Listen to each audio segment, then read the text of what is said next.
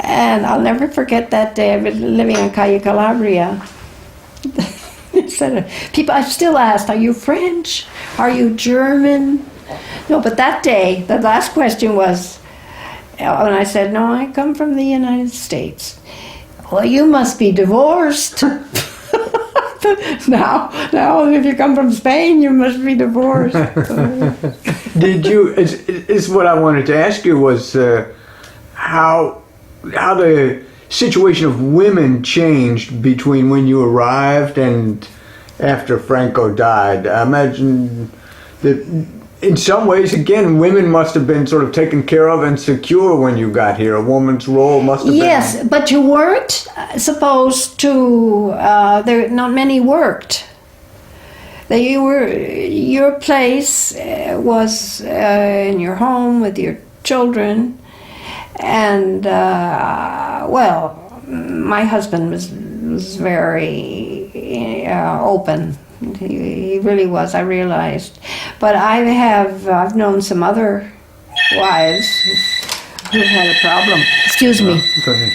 You knew other wives whose husbands were not so open-minded with them. But no, the American wives, my American friends that I knew, yes, were quite open.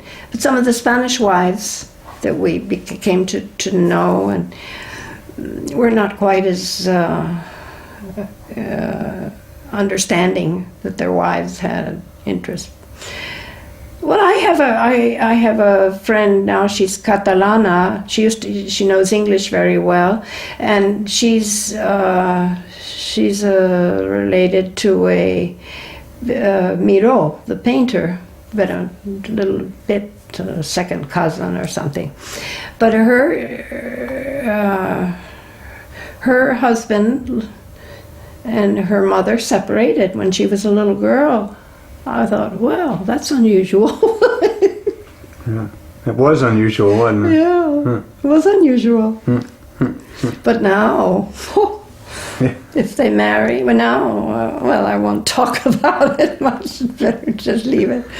So, but in those days, women didn't work very much. No, the husbands preferred to have them at home. Yeah. I was thinking I would have liked to have worked. I worked for 3 years before I was married, and 2 years in Caracas, but then we had children, and my husband said, "Do you really want to? If we have the children?" And no, I didn't really. Now my daughters all work. And after Franco died, I'm thinking, for instance, were you here when Tarradellas came back to Catalonia? Yes. Well, yeah. Was that an exciting time for people? Did you? Well, for me, not especially. I mean, I hadn't known him before. Of course, Catalan government was in the 30s, before the war. No, but I thought it was very nice. He was a nice person. I liked him, seeing him on television, and he seemed a very fine person. And I have a friend here, an old neighbor from up the hill, who used to know his wife, and she'd meet his wife after, sometimes. They were nice people, I think. Yeah. I don't know, I had left a nice impression. Very normal. Don't you think? Yeah. And did things get very... I assume that everybody began to talk about politics after Franco died and didn't stop. Is that how it mostly was? Uh-huh. Yeah. Yeah. Yes. Oh, yes. And then Presidente Suarez, I think people liked him very much. Yeah, it's sad. He didn't continue. I guess he became a little confused after a while. He didn't...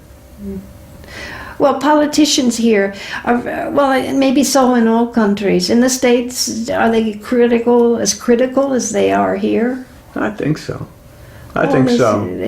But they're always going jabbing. at each other. What's the word? Sort of jousting with each other. Jousting with each other. No matter what, you take a step. No, that's not the right one. That's right. And how about, were you here when, well, I assume you were, when Tejero came into the Congress in 81 and tried to take over with the military? Yes, I remember that. Where were you at that day? Do you remember? Where was I? Yeah, I remember. Well, we were living in Espluga. So my daughter was in college in the States, and she came here and wanted a recording of the, I think we filmed on television, made a recording, and she took it back to college and wrote a paper on the attempt to... It was very dramatic footage, wasn't it, when he came into the Congress there? Yeah. And yes, I think we were listening at night, and then finally the king, he played a very important role, I think, no? Mm-hmm. They were saying today when he and his wife have gone to Ceuta. Ceuta, yeah. They said he's a very fine. I think he's a very fine person. Yeah, he did a great job then, and then he did a moment. good job. Yeah, That's he right. controlled the situation. That's right. Yeah, it must have been scary for the congressmen. Oh. Yeah, very scary. But they wanted to try. Okay. They tried and didn't work, thanks to the king. That's right. Maybe. Yeah. And the army, I guess the military people felt they could try to take over again, but it didn't work. What else did you talk about with Mary today? What other things were you thinking about talking about? Con la insistencia, with the insistence of speaking Catalan, people in general, not particularly, seem more critical, against those who don't speak as well. Wow. Clothes? How were clothes? Was it cheap to buy clothes, or were clothing expensive when you first came? No, it didn't seem expensive. I didn't always like what I saw compared to the American. There was more variety in the United States. Even now, I like to shop in the United States. When I go over, I wear a lot of things. Here, the things I like are very expensive because they're not so in style. The latest style is a little exaggerated, no? In the young people. And it's hard to find things that are more classical. Well, see, with Mary, we were talking about housing. She mentioned housing and the heating system.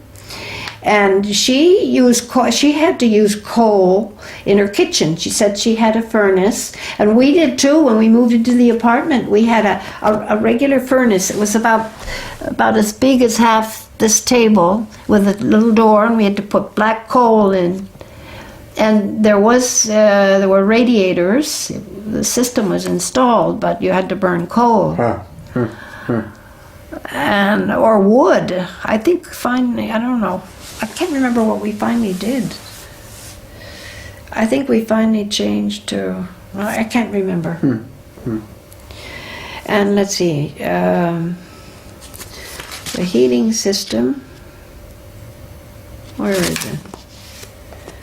Do you have a telephone? Were you able to get a telephone? Yes, we always had a telephone, installed. Yeah, regularly. Even his sisters in their apartment in Gracia. Barrio de Gracia. On television, one channel. And then, well, that's about it with Mary. The heating and the brasero and the coal furnace in the kitchen. And she said, did you have any closets built in? And I said, no. We had to install closets. No closets. Armoires. No closets, no. So, did you have a problem when you came? No, but all I had was armoires. Were just. You didn't need it. I didn't need too much. So we had to buy. Our apartment had three bedrooms. It was a good-sized apartment. I have friends that live next door, still in their apartment. How was it to send the kids to school here? Well, There was a Marymount, the American nuns convent of Marymount. They had a school, and so we sent Elena went there for about 6 or 7 years. She started as a child. Our son went there in kindergarten, and then he went to a Jesuit kindergarten, and ended up in an Opus Dei school that somebody recommended. So, but now he lives in New York. So, but the schools, I wanted them to learn English. Remember the attending doctor suggested, and I think he was right. And he said, you must always speak English. And every time a child would come, speak English to her.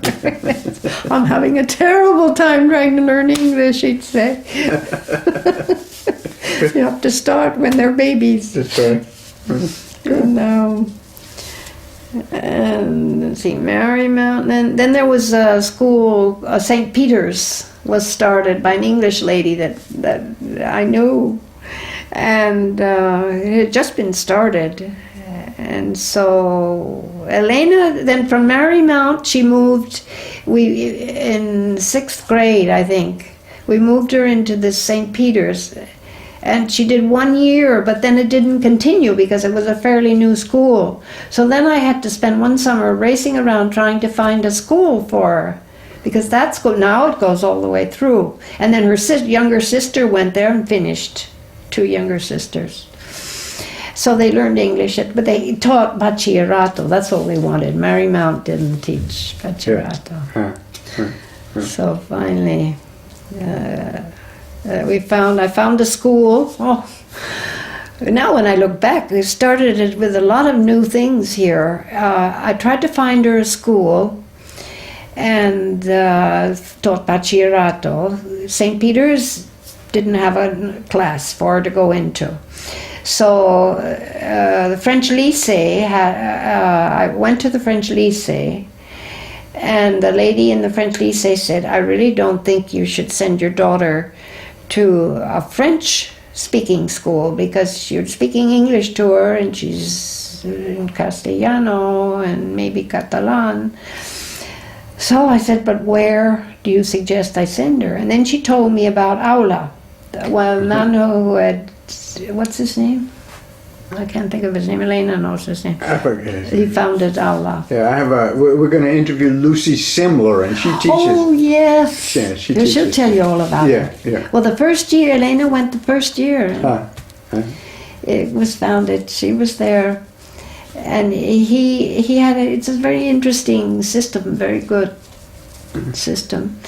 And she went through Aula, finished an Aula, sent her 2 daughters to Aula. My youngest daughter, our youngest daughter, has one little one. The youngest doesn't, they took her out because it was too demanding. And she has a problem and they weren't interested in dealing with a child with a little problem. But so that was she was there the first year. Or the first in a lot of things. A lot of people have gone through the first of the new democracy and schools, and it's interesting. Yeah. Lucy Semler. Yeah, that's nice. Good. Well, good. That's about all the questions I had. Well, that's about all, I guess. The milk in the tin. I should have brought the tin down so I could have shown it to you. It's amazing. No, it's interesting. Yeah.